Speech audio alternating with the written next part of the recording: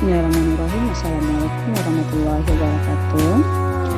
Baiklah, pada video kali ini kita akan bahas tentang modul 1.1.8 koneksi antar materi, kesimpulan, dan refleksi modul 1.1. Saya JGP Angkatan 9 tahun 2023 Kabupaten Solok Selatan. Perkenalkan, nama saya Mutia Aulia Mas Budi, Guru IPA UPT SMP Negeri 14 Solok Selatan. Koneksi antar materi, kesimpulan, dan refleksi modul 1.1. Pertama, apa yang saya percaya tentang murid dan pembelajaran di kelas sebelum saya mempelajari modul 1.1. Yang kedua, apa yang berubah dari pemikiran atau perilaku saya setelah mempelajari modul ini. Yang ketiga, apa yang dapat segera saya terapkan lebih baik agar kelas saya mencerminkan pemikiran Ki Hajar Dewantara. Apa yang saya percaya tentang murid dan pembelajaran di kelas sebelum saya mempelajari modul 1.1. Yang pertama, saya sebagai guru mendominasi pembelajaran atau teacher center. Kedua, pembelajaran lebih terfokus pada materi, pada ketercapaian materi dan KKM.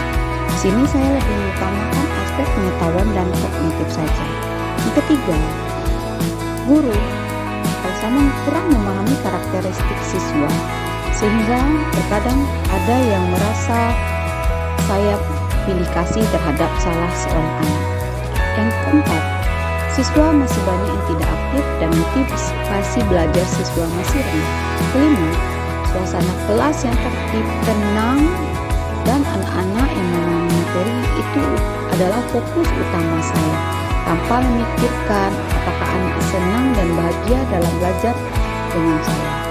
Apa yang berubah dari pemikiran atau perilaku saya setelah mempelajari modul ini? Yang pertama, merubah pikiran.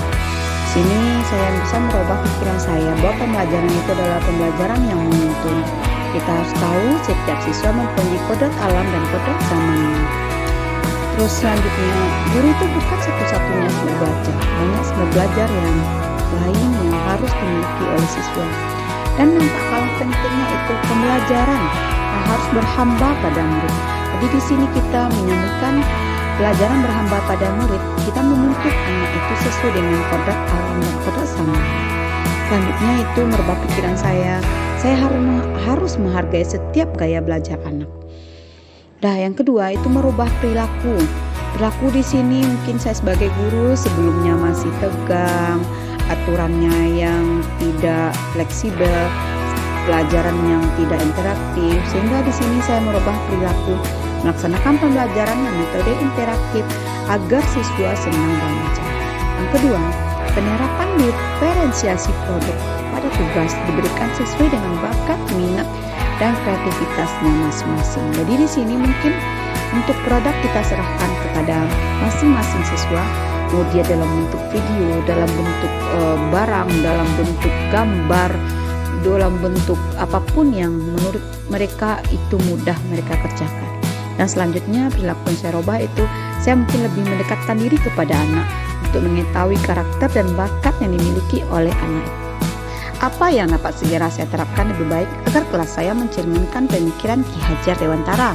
Yang pertama, itu kita harus mengingat bahwa pembelajaran itu harus menghamba pada murid. Yang kedua, kita harus memberikan contoh atau teladan yang baik bagi siswa, agar siswa itu merasa dirinya tidak tertekan dengan peraturan, kewajiban yang harus dilaksanakannya di sekolah. Ketiga, mendukung serta memotivasi siswa kita dalam proses pembelajaran, terutama untuk pengembangan bakat minat. Yang keempat, merancang pembelajaran yang interaktif dan menyenangkan dengan melibatkan peserta didik. Yang kelima, penerapan atau implementasi pembelajaran berbasis IT dan berbasis kearifan lokal serta budaya setempat.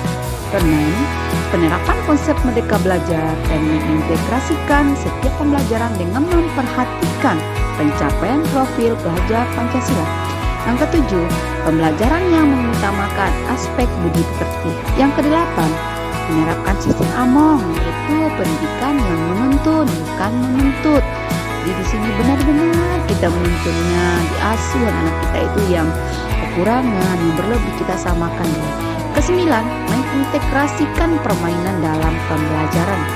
Di sini secara garis besar aja kesimpulan yang akan kita ambil. Yang pertama, pendidikan itu harus berdampak kepada murid.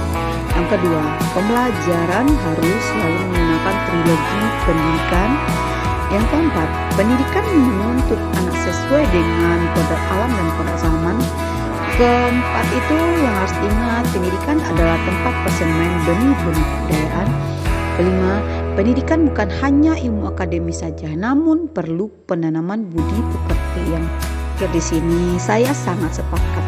Saya akan menerapkan pembelajaran sesuai dengan pemikiran Ki Hajar Dewantara.